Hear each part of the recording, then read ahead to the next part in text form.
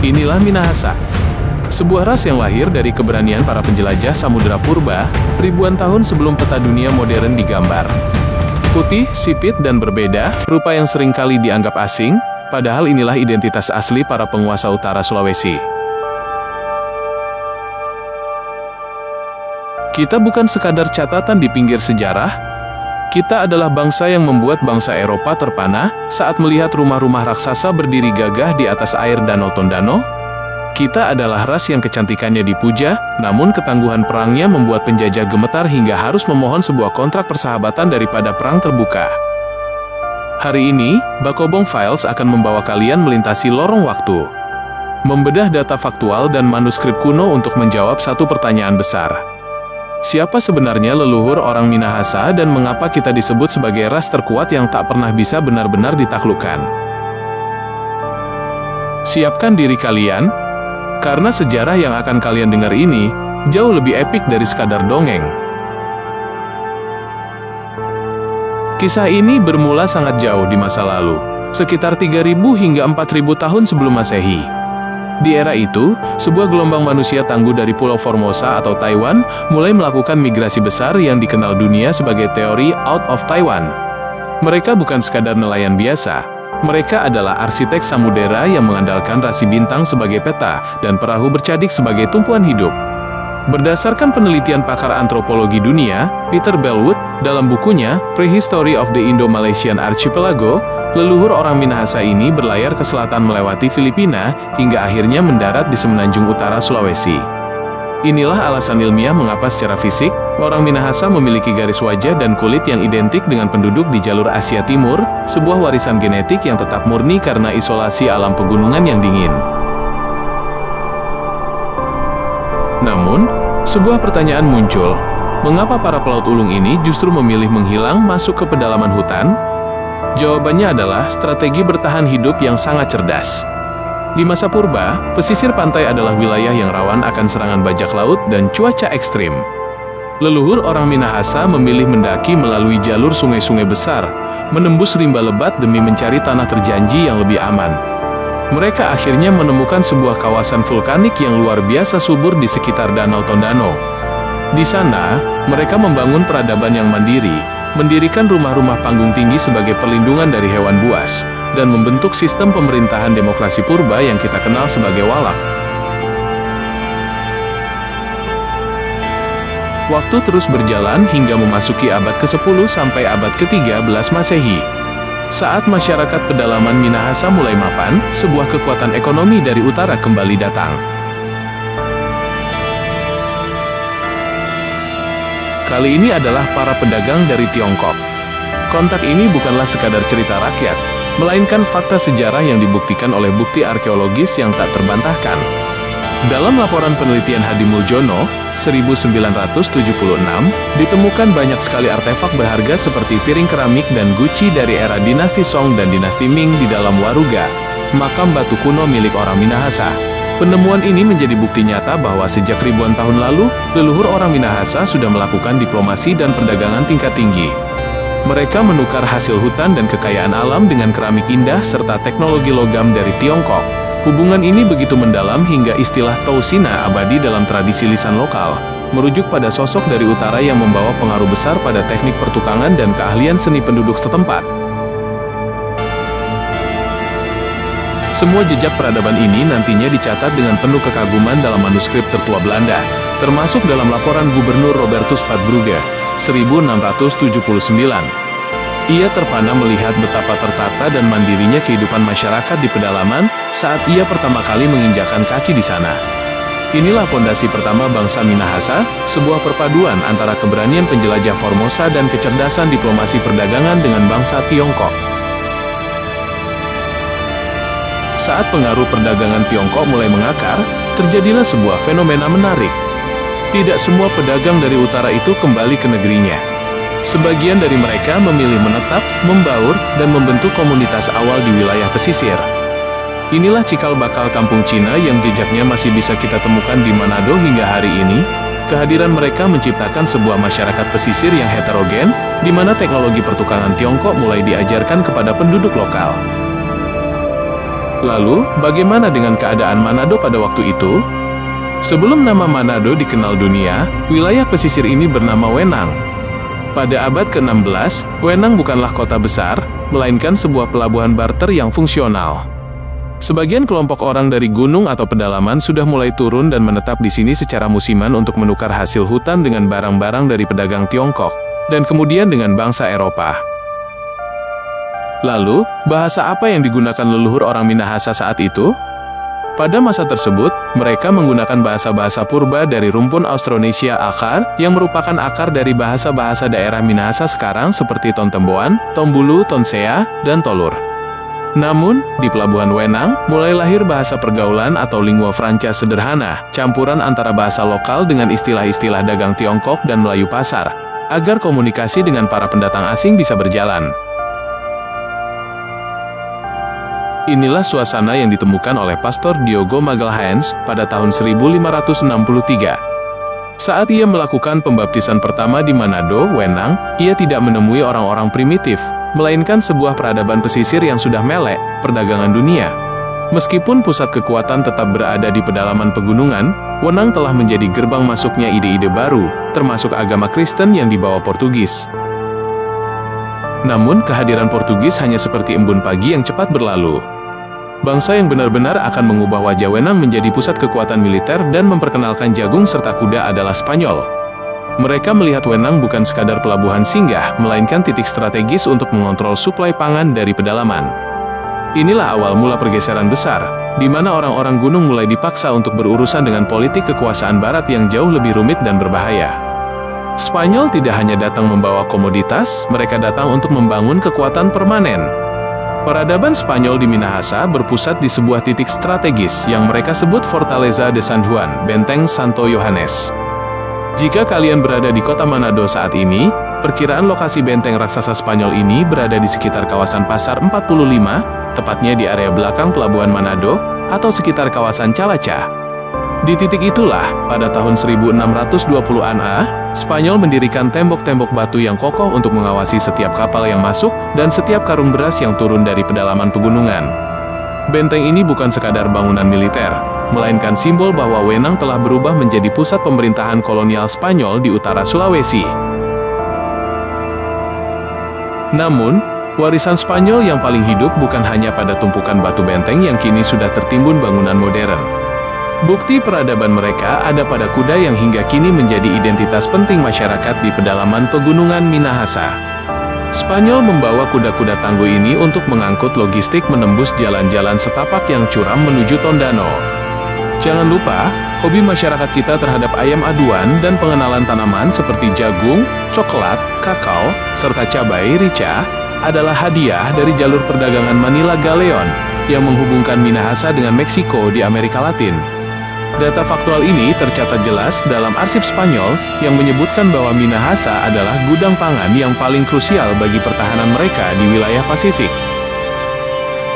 Kehadiran benteng ini awalnya dianggap sebagai perlindungan dari bajak laut, namun lama-kelamaan menjadi penjara bagi kebebasan perdagangan leluhur orang Minahasa. Inilah yang memicu gesekan berdarah. Para pejuang kita melihat bahwa di balik tembok batu benteng San Juan, tersimpan rencana jahat untuk menguasai seluruh tanah Minahasa. Dan ketika Spanyol mulai bertindak sewenang-wenang terhadap para pemimpin Walak, harga diri sang Warane pun meledak. Mereka sadar, benteng di pesisir ini harus diruntuhkan, dan satu-satunya cara adalah dengan mencari aliansi yang lebih kuat, meskipun itu harus dibayar dengan harga yang sangat mahal kepada Belanda. Spanyol, atau yang dikenal leluhur kita sebagai Tasikela, telah membangun benteng permanen di Wenang, Manado. Mereka merasa sudah menguasai segalanya. Namun, saat mereka mulai masuk ke wilayah pedalaman dan mencoba mendikte hasil panen di Tondano, mereka menyadari bahwa mereka sedang berhadapan dengan ras yang berbeda. Spanyol memaksakan monopoli beras dan bertindak sewenang-wenang terhadap penduduk lokal. Ketegangan meledak ketika tentara Spanyol mencoba melakukan kekerasan untuk memaksa para petani menyerahkan hasil buminya. Leluhur orang Minahasa di Tondano tidak tinggal diam. Inilah dimulainya Perang Tondano I. Para pejuang dari gunung turun dengan taktik gerilya yang mematikan. Mereka memanfaatkan rimba lebat dan medan yang curam untuk menjebak pasukan Spanyol yang kaku dengan baju besi mereka. Spanyol yang memiliki senjata api modern saat itu ternyata tidak berdaya melawan kelincahan pejuang Tondano. Para pejuang kita mengepung jalur-jalur logistik Spanyol dari Manado menuju pedalaman. Dalam keputusasaan karena terus ditekan, Spanyol mencoba bertahan di benteng mereka di pesisir, namun semangat perlawanan orang Tondano sudah tidak bisa dipadamkan. Perang Tondano ini mencapai puncaknya pada tahun 1663. Sadar bahwa Spanyol sulit diusir sendirian karena memiliki benteng batu yang kuat di Wenang, para pemimpin Tondano melakukan manuver paling cerdas dalam sejarah diplomasi kita. Mereka menghubungi VOC Belanda yang saat itu berada di Ternate. Strateginya sangat jelas, menggunakan kekuatan Belanda untuk menghancurkan dominasi Spanyol. Tekanan dari para pejuang lokal di darat dan ancaman armada Belanda di laut akhirnya memaksa Spanyol menyerah. Pada tahun itu juga, bangsa Tasikela akhirnya angkat kaki, meninggalkan benteng mereka dan mundur ke Filipina. Kemenangan di Perang Tondano ini adalah bukti bahwa leluhur orang Minahasa adalah ahli strategi. Mereka tahu kapan harus mengangkat senjata dan kapan harus melakukan diplomasi. Namun, kemenangan ini hanyalah jeda. Karena musuh yang baru saja mereka undang untuk membantu, ternyata memiliki niat yang jauh lebih licik.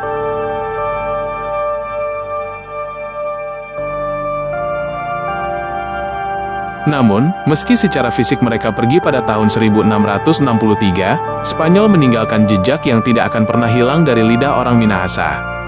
Hingga hari ini, setiap kali kita menyebut kadera kursi, meja ani, sepatu, atau lenso, sapu tangan, kita sedang berbicara dalam bahasa warisan Spanyol yang telah menyatu dalam dialek lokal.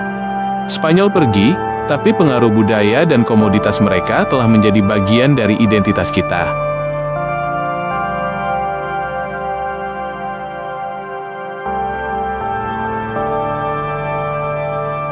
Tahun 1679, seorang pejabat tinggi Belanda bernama Robertus Patbrugge melakukan perjalanan yang akan mengubah catatan sejarah dunia selamanya.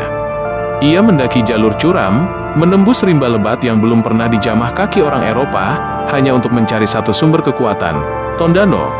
Saat ia mencapai puncak ketinggian dan kabut pegunungan perlahan tersingkap, Patbrugge terhenti. Ia terpaku. Di hadapannya, terbentang sebuah danau raksasa yang berkilau seperti cermin, dikelilingi oleh ribuan pemukiman yang berdiri dengan gagah di atas air. Dalam manuskrip aslinya, Jurnal van Patbrugge's Reis, 1679, ia menuliskan rasa kagum yang luar biasa. Ia melihat sebuah arsitektur jenius, rumah-rumah panggung raksasa milik leluhur orang Minahasa yang tingginya mencapai 5 hingga 10 meter, bukan sekadar tempat tinggal, itu adalah benteng pertahanan yang mustahil ditembus meriam dari bawah. Ia tidak menemukan masyarakat primitif. Ia menemukan sebuah raster kuat yang sangat tertata. Ia mencatat ketangguhan para lelaki Minahasa yang memiliki postur tubuh tegap dan tatapan mata yang tidak kenal takut. Namun, yang paling membuatnya terperangah adalah kecantikan wanita Minahasa. Patbrugge dan para pengelana Eropa setelahnya, seperti Nicolaas Graafland, mencatat bahwa wanita di pedalaman Tondano memiliki kulit yang sangat bersih, rupa yang menawan, dan kecerdasan yang setara dengan kaum pria, sebuah pemandangan yang jarang mereka temui di wilayah Nusantara lainnya. Patbrugge menjadi saksi bahwa di atas gunung ini, terdapat sebuah peradaban yang memiliki harga diri setinggi langit. Namun, ia juga mencatat bahwa kecerdasan dan keberanian orang Minahasa adalah ancaman terbesar bagi Belanda di masa depan jika mereka tidak bisa dikendalikan. Persahabatan yang diawali dengan kekaguman ini, perlahan akan berubah menjadi kecemburuan kolonial. Detik demi detik, Belanda mulai merencanakan cara untuk meruntuhkan rumah-rumah panggung tinggi itu. Mereka tidak tahu bahwa mereka sedang memancing kemarahan raksasa yang sedang tidur. Belanda mulai melanggar perjanjian Verbond 1679. Mereka yang awalnya datang sebagai sahabat, mulai bertindak sebagai majikan. Mereka menuntut pajak yang berat, monopoli beras yang lebih kejam dari Spanyol, dan puncaknya, Gubernur Jenderal Daendels memerintahkan perekrutan paksa 2.000 pemuda Minahasa untuk dikirim berperang di Jawa. Suasana di Minawanua, Tondano Tua, sangat mencekam. Belanda mengirim utusan terakhir untuk mengancam, tunduk pada aturan kami, atau desa kalian rata dengan tanah. Namun, mereka lupa dengan siapa mereka bicara. Para pemimpin Tondano, yang dipimpin oleh tokoh-tokoh seperti Lonto, Tewu, dan Mamahit, memberikan jawaban yang legendaris. Mereka memilih untuk lawan atau mati. Negosiasi gagal total, karena harga diri orang Minahasa tidak bisa dibeli dengan janji-janji palsu Belanda. Oktober tahun 1808, gagalnya diplomasi ini meledakkan perang paling berdarah dalam sejarah Sulawesi Utara, Perang Tondano. Belanda mengerahkan pasukan besar dengan meriam-meriam berat. Mereka mencoba melakukan strategi pengepungan segitiga untuk memutus pasokan makanan dari gunung dan danau. Inilah detik-detik paling heroik. Rakyat Tondano bertahan di atas rumah-rumah panggung mereka yang berdiri di tengah rawa. Belanda yang menggunakan sepatu but berat dan meriam besar terjebak dalam lumpur, menjadi sasaran empuk para pejuang dari atas rumah. Ini bukan lagi sekadar perang wilayah, ini adalah pembuktian bahwa leluhur orang Minahasa adalah ras yang lebih memilih hancur menjadi abu, daripada hidup sebagai budak. Perang ini tidak hanya mengubah warna air Danau Tondano menjadi merah, tapi juga melahirkan legenda Benteng Moraya. Pertempuran di Benteng Moraya bukan hanya soal adu senjata, tapi soal ketahanan mental. Belanda, di bawah komando Kapten C.P. Shearstein, merasa di atas angin dengan meriam-meriam besar mereka. Namun, mereka tidak menyangka bahwa Minawanua adalah benteng alam yang mustahil ditembus dengan taktik biasa. Disinilah peran para tokoh besar Minahasa memuncak. Lonto, Tewu, Mamahit Selola, serta duo legendaris Sarapung dan Korengkeng mengonsolidasikan kekuatan dari berbagai walak. Mereka tidak hanya berperan sebagai komandan, tapi sebagai simbol bahwa orang Minahasa setara dengan bangsa Eropa. Ada sebuah fakta unik yang mencengangkan dalam catatan sejarah. Saat memimpin pasukan di garis depan, tokoh seperti Korengkeng dan Sarapung sering digambarkan mengenakan pakaian atau seragam perwira khas Eropa. Dari mana asal baju ini? Berdasarkan data sejarah, pakaian tersebut adalah baju jarahan sekaligus simbol kemenangan. Sebagian besar berasal dari sisa-sisa perwira Spanyol yang berhasil diusir pada Perang Tondano I, dan sebagian lagi adalah hasil rampasan dari patroli Belanda yang berhasil mereka kalahkan sebelum perang besar meledak. Namun, alasan mereka memakainya sangatlah dalam. Mengenakan seragam musuh menunjukkan bahwa musuh tidak lebih kuat dari mereka. Ini adalah cara mereka berkata, "Kami sudah pernah mengalahkan kalian, dan kami tidak takut pada seragam yang kalian banggakan." Mereka ingin menunjukkan kepada Belanda bahwa pemimpin Minahasa adalah perwira di tanah mereka sendiri, bukan bawahan yang bisa diperintah begitu saja. Ini menunjukkan betapa cepatnya leluhur orang Minahasa beradaptasi dengan modernitas dunia saat itu, bahkan sebelum Belanda benar-benar berkuasa. Jangan lupa, dalam Perang Tondano, banyak wanita Minahasa yang ikut memanggul senjata di atas rumah panggung, membuktikan bahwa kecantikan mereka sebanding dengan keberaniannya. Kapten C.P. Shearstein, komandan lapangan yang frustrasi karena pengepungannya gagal selama berbulan-bulan. Presiden Prediger, pejabat yang terus menekan agar Minawanua segera dihancurkan. Gubernur Jenderal Daendels, sosok di balik layar yang memerintahkan penghancuran Tondano karena dianggap sebagai penghalang kekuasaan Belanda di timur. Agustus tahun 1809, setelah pengepungan yang melelahkan, pasokan amunisi Minawanua habis. Belanda menggunakan taktik kotor dengan membendung sungai dan membakar pemukiman dari kejauhan menggunakan peluru api. Minawanua runtuh. Sarapung, Korengkeng, dan para pemimpin lainnya memilih gugur dengan senjata di tangan daripada menyerah. Namun, kemenangan Belanda adalah kemenangan yang pahit. Mereka mendapati sebuah kota yang hancur, tapi harga diri penduduknya tetap tegak. Perang ini tidak hanya mengubah warna air Danau Tondano menjadi merah, tapi juga melahirkan legenda Benteng Moraya. Dalam catatan misionaris Nicolaas Graafland yang tertegun melihat karakter perempuan di pedalaman, ia menggambarkan bahwa wanita Minahasa memiliki keberanian yang tidak lazim. Wulan Lengkoan membuktikan itu. Saat para pria gugur, ia dan para perempuan Tondano lainnya tidak lari bersembunyi. Mereka berdiri di samping Sarapung dan Korengkeng, mengubah selendang mereka menjadi pembalut luka, dan tangan yang biasanya menenun kini menggenggam senjata demi mempertahankan tiap jengkal tanah rumah panggung mereka. Setelah perang besar itu, Belanda sadar bahwa mereka tidak bisa lagi hanya memerintah dengan kekerasan. Mereka mulai mengubah strategi dari konfrontasi menjadi integrasi. Masyarakat Tondano yang selamat dipindahkan dari rawa-rawa ke daratan yang lebih kering, Dan disinilah keajaiban tata kota dimulai. Belanda merancang kota Tondano dengan pola grid atau kotak-kotak sempurna, sebuah konsep tata kota Eropa yang sangat maju pada zamannya. Jika kalian melihat jalan-jalan di Tondano sekarang yang begitu lurus dan tertata, itulah jejak ambisi Belanda yang ingin menjadikan Tondano sebagai miniatur kota di Eropa. Memasuki pertengahan abad ke-19, penginjilan dan pendidikan masuk secara masif melalui NZG, Nederlands Zendeling Genootschap. Tokoh-tokoh seperti Johann Friedrich Riedel dan Johann Gottlieb Schwartz membawa perubahan besar. Minahasa bukan lagi medan perang, tapi menjadi pusat intelektualitas. Sekolah-sekolah didirikan di Tomohon, Langowan, dan Air Madidi. Penataan kota-kota satelit seperti Tomohon dirancang sebagai kota pendidikan dan pusat religi yang sejuk, sementara Langowan menjadi pusat peternakan dan perdagangan.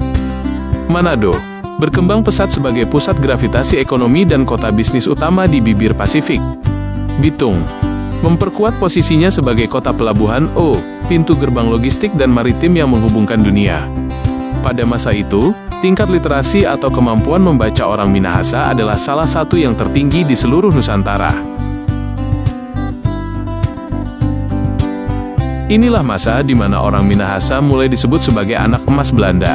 Karena kecerdasan dan kesetiaan mereka pada pendidikan, banyak orang Minahasa yang menduduki jabatan penting di birokrasi kolonial, menjadi guru, dokter, hingga tentara KNIL yang disegani. Minahasa berubah menjadi wilayah yang sangat modern. Saat daerah lain di Indonesia mungkin masih berjuang dengan sistem feodal, Minahasa sudah memiliki rumah sakit modern, sistem drainase kota yang baik, dan masyarakat yang fasih berbahasa Belanda serta memahami politik global. Namun, jangan salah paham, status anak emas ini bukanlah bentuk ketundukan, melainkan strategi leluhur orang Minahasa untuk bangkit kembali melalui jalur intelektual setelah kalah dalam jalur senjata. Sejarah kita adalah tentang keberanian untuk melawan, dan kecerdasan untuk beradaptasi. Dari migrasi purba Taiwan, perdagangan Tiongkok, pengaruh Spanyol, hingga modernitas Belanda, semuanya membentuk kita menjadi ras yang tangguh hingga saat ini. Terima kasih telah menyimak perjalanan panjang ini di Bakobong Files. Ingatlah, sejarah bukan hanya tentang masa lalu, tapi tentang siapa kita di masa depan. Sampai jumpa di investigasi sejarah berikutnya.